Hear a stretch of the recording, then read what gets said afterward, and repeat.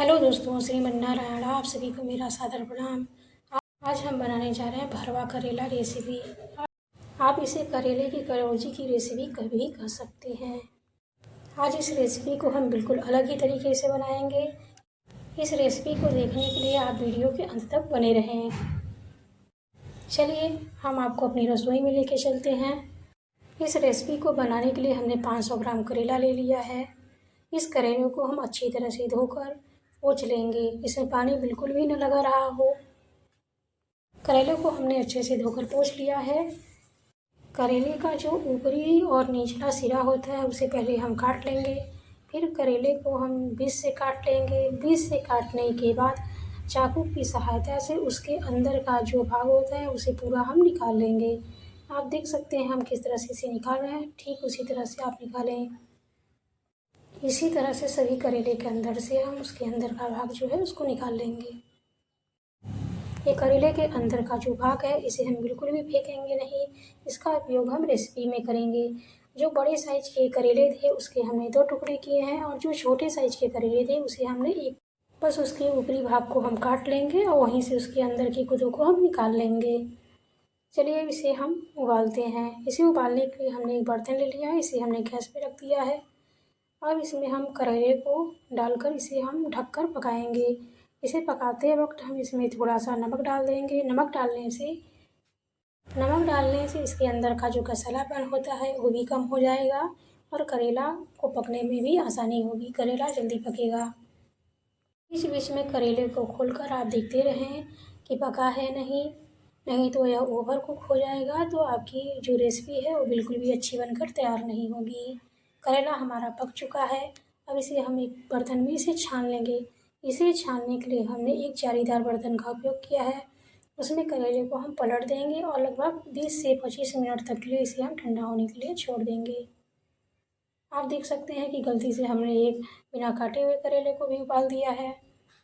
इस रेसिपी को बनाने के लिए हमने 1 टमाटर, 8 हरी मिर्च, 10-12 लहसुन की कली और लगभग 120 ग्राम हमने प्याज ले लिया है। लहसुन, अदरक, हरी मिर्च को हम दरदरा कूट लेंगे। प्याज को बारीक बारीक काट लेंगे। टमाटर को हम मिक्सर में डालकर इसे पीस लेंगे और जो करेले के अंदर के निकले हुए भाग हैं उसे भी हम दरदरा पीस लेंगे। चलिए अब हम भरावन के मसाले को तैयार करते हैं। मसाले को बनाने के लिए हमने पैन ले लिया है। पैन को हम गैस पे चढ़ा देंगे। 1 बड़ा चम्मच इसमें हम तेल डाल देंगे और उसे अच्छे से गर्म होने देंगे। जब तेल अच्छे से गर्म हो जाएगा तो जो हमने बारीक काट कर रखा हुआ प्याज है उसे हम उसमें डाल देंगे। प्याज को डालने के बाद लगभग इसे हम 1 से 2 मिनट तक इसे भूनेंगे। 1-2 मिनट भूनने के बाद प्याज को लगभग ढककर हम 5 से 7 मिनट के लिए इसे हम पकाएंगे। प्याज को पकाते वक्त आप आँच को धीमा ही रखें। इसी तरह से चलाते हुए हम प्याज को अच्छे से पका लेंगे। आपके यहाँ यह भरवा करेले की रेसिपी किस तरह से बनाई जाती है आप हमें कमेंट करके ज़रूर बताएं। प्याज हमारा लगभग पक चुका है। प्याज को पकने के बाद इसमें हमने जो दरदरा पीसा हुआ जो करेले के अंदर का भाग है उसे भी डालकर इसमें हम पकाएंगे। करेले के अंदर का जो भाग है उसे हम कब तक पकाएंगे जब तक कि करेला अच्छी तरह से पक न जाए। करेला हमारा अच्छी तरह से पक गया है। अब इसके अंदर हम कूटी हुई लहसुन, अदरक, मिर्च का जो पेस्ट है उसे डाल देंगे और इसे भी हम लगभग 1 से 2 मिनट तक इसे हम भूनेंगे। 1 से 2 मिनट तक इसे हम भून चुके हैं। अब इसके अंदर हम आधा चम्मच हल्दी पाउडर, स्वाद के अनुसार नमक डाल देंगे और इसे भी हम 1 से 2 मिनट तक इसे भी हम भूनेंगे। जब ये सभी चीज़ें अच्छे से भून जाएं तो इसमें हम भुना हुआ 1 चम्मच बेसन डाल देंगे। बेसन को भी लगभग हम 1 मिनट ही भूनेंगे क्योंकि बेसन तो हमारा पहले से ही भुना हुआ है। बेसन को भून लेने के बाद इस पीसे हुए टमाटर को डालकर अच्छे से भूनेंगे। टमाटर को हम कब तक भूनेंगे कि उसके अंदर से लगभग पूरा पानी उसका ख़त्म हो जाए, तब तक टमाटर को हम भूनेंगे। टमाटर को भूनते वक्त लगभग 3 से 4 मिनट तक का समय लगेगा। आप इसे 3 से 4 मिनट तक इसे आप भून लें। जब ये सभी चीज़ें अच्छे से भून जाएं तो इसके अंदर हम आधा चम्मच चीनी डाल देंगे। चीनी का यूज हम इस रेसिपी में इसलिए कर रहे हैं ताकि इसके अंदर का कड़वाहट दूर हो जाए। चीनी डालने से करेले की जो कड़वाहट होती है वो थोड़ा कम हो जाती है। इसी तरह चीनी डालकर हम लगभग 1 मिनट तक इसे हम भून लेंगे। इसके बाद हम इसमें 2 चम्मच कलौंजी पाउडर और आधा चम्मच अमचूर पाउडर डालकर इसे भी हम अच्छे से भून लेंगे। इसे भूनने में लगभग 1 मिनट का समय लगेगा। इसे भी हम भून लें। सभी चीज़ों को अच्छे से हमने भून लिया है। अब एक बर्तन में निकाल कर इसे हम ठंडा होने के लिए रख देंगे।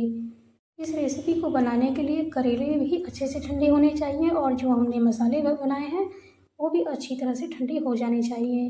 मसाले हमारे अच्छी तरह से ठंडे हो गए हैं। चलिए हम करेले के अंदर इसे भरते हैं। 1 चम्मच हमने बेसन ले लिया है। इसे हम पानी डालकर अच्छे से घोल लेंगे। इसका घोल न ज़्यादा पतला रहे न ज़्यादा गाढ़ा रहे।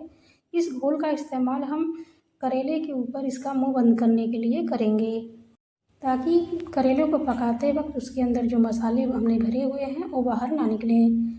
थोड़े थोड़े मसाले को लेकर हम करेले के अंदर इसे भर लेंगे। करेले के ऊपर हमने जो बेसन का घोल तैयार हुआ है उसे लगाकर इसके मुंह को अच्छी तरह से बंद कर देंगे।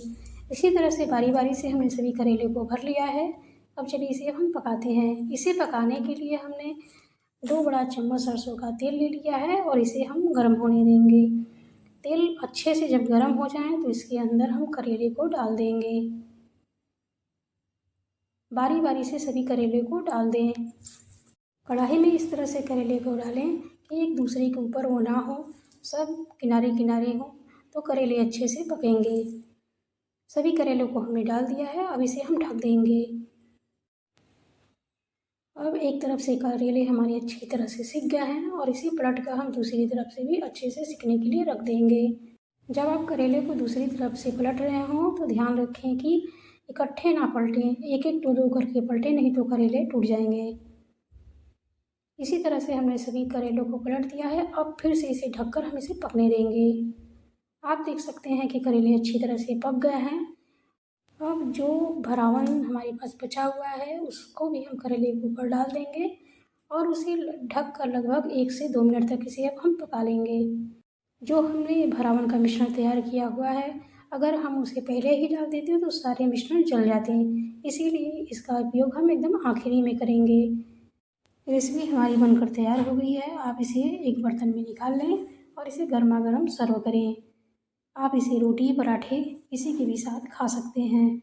आज की हमारी वीडियो कैसी लगी कमेंट करके ज़रूर बताएं।